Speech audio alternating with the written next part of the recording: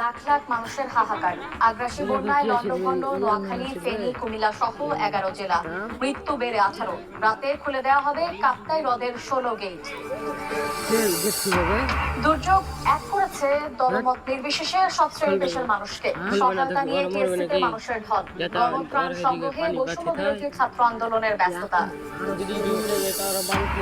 বাংলাদেশের স্মরণকালের ভয়াবহ বন্যায় ক্ষয়ক্ষতির জন্য ভারতকে দায়ী করল বিএনপি।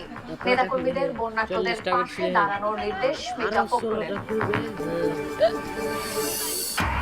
আদালতে তোলা হচ্ছে সালমান, আনিস, দীপুমণি, ফিরোজ রশিদ ও সাবেক সেনা কর্মকর্তা জিয়াকে আরো 10 দিনের রিমান্ড আবেদন। বাড্ডার হত্যা মামলায় সাবেক বিচারপতি মানিক কারাগারে। এবং 37 দিন পর কাল থেকে চলবে মেট্রো রেল। 10টি ট্রেনের ট্রায়াল রান সম্পন্ন। সংস্কারের জন্য আপাতত বন্ধ থাকবে কাজীপাড়া ও মিরপুর 10 স্টেশন।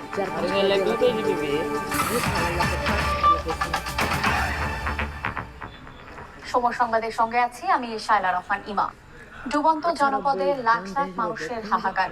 আগ্রাসী বন্যায় লন্ডভন্ড, নোয়াখালী, ফেনী, কুমিল্লা, চট্টগ্রাম সহ দক্ষিণ পূর্বাঞ্চলের 11 জেলা। কিছু জায়গায় পানি কমলেও দুর্বিষহ জীবনযাপন করছেন অগণিত মানুষ। চলছে বেঁচে থাকার লড়াই। এখন পর্যন্ত মারা গেছেন 18 জন। এদিকে স্মরণকালের ভয়াবহ বন্যায় কৃষি, মৎস্য ও প্রাণী সম্পদেরও ব্যাপক ক্ষয়ক্ষতি হয়েছে। ফেনী ও নোয়াখালীর বন্যা কবলিত এলাকা ঘুরে বিস্তারিত জানিয়েছেন আতাউল কাউসার।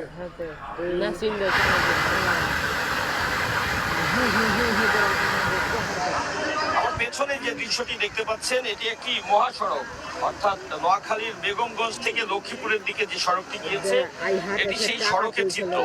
এই চিত্রটি দেখেই আসলে বোঝা যায় যে বন্যার এবং ভারী বৃষ্টিপাতের ফলে যে পানি জমে গিয়েছে এই বন্যাদুর্গত এলাকাগুলোতে, সেখানকার কি অবস্থা। এক দেখি 1974 সালে একটা দেখি, আর এই পর্যন্ত এরকম পানি দেখি কমতেছে না, বাড়তেছে।